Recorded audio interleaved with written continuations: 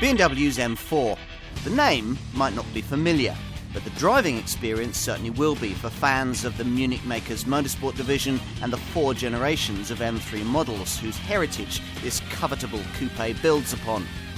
Turbo technology features for the first time, but you can still have a manual gearbox, and as ever there's a convertible option for those who want it. However you like your M4 though, one thing's guaranteed: a proper driving experience. So, what's this M4 really like? Well, like no other 4 Series coupe, that's for sure. You realise this as soon as you hit the start button and the twin-turbo straight-6 engine fires up with a throaty roar. The noise may not be quite as emotive as the Revvy V8 used in this M4's direct E90 series predecessor, but it'll still alert the neighbours to the fact that something rather special is sitting on your driveway. With a big, normally aspirated engine fitted up front, the previous generation version of this model required selection of a lower gear for instant acceleration below 4,000 RPM, so you constantly had to keep the engine spinning, which was fun if you were in the mood, but a little tiring if you weren't. Now, thanks to 550 Newton meters of pulling power this time round, that's not necessary here. You simply plant your foot in almost any gear, and it goes very fast. 50 to 75 miles an hour in fourth, occupying just 3.5 seconds in the manual model and 4.2 seconds in this auto version. True, there isn't the razor-sharp throttle response you only get from normally aspirated induction, and I rather miss that, but turbo lag is slight, and once the blowers have spooled up, they're your passport to absolutely ridiculous speed. Here I've got the MDCT twin-clutch auto version that almost all buyers choose, though unlike Mercedes and Audi models in this segment, BMW does still give buyers a manual stick-shift option. Overall, there's no doubt that this remains the proper driver's tool its predecessors always were. It's not as light and chuckable as those earlier M cars, weighing in at 1,500 kilograms. It could never be. But then BMW makes a M235i model you should try if that's more the kind of thing that you're seeking. The M4 has moved on, but kept the spirit of the original. Is this how buyers will want their M car to look? Probably. The 4 Series Coupe is a smart piece of styling.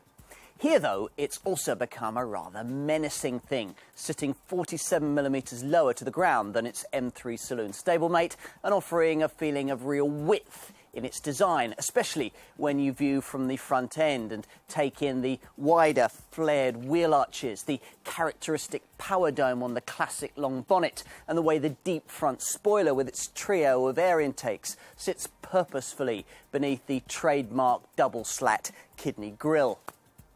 These unique, aerodynamically optimised twin-stalk side mirrors with their translucent LED indicators are bespoke too.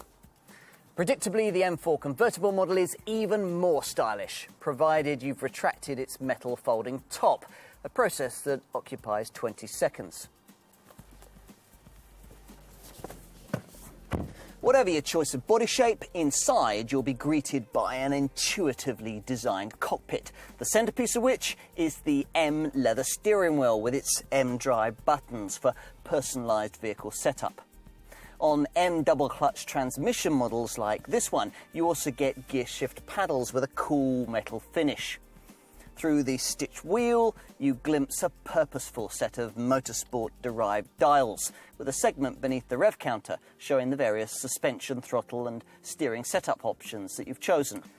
I think the deep-set, leather-trimmed, heated, electrically adjustable M seats are my favourite interior touch, though, with their contoured sides, integrated headrests and pronounced raised elements. So, how can I sum all of this up?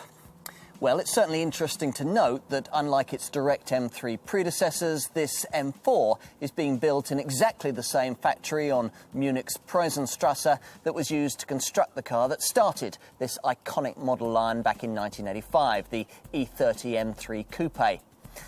That fact apart, though, there's not actually a lot of commonality between that original and its modern-day interpretation. The focus has changed from a raw, track-tamed screamer to something a lot more measured. Are there drawbacks? Well, steering and throttle response aren't quite as sharp as they were in this model's predecessor, nor is the engine note quite as memorable. Many will feel, though, that these are small prices to pay for the much bigger benefits offered elsewhere, and the fact that this still remains the most exciting and involving car of its kind. Even its closest rival, the Mercedes-AMG C63, can't come close to this M4's agility and driver feedback. So yes, if this is progress, I'll take it. As here, in Austin Yellow Metallic, with the twin-clutch gearbox, the head-up display and a set of carbon brakes. I'll better start saving.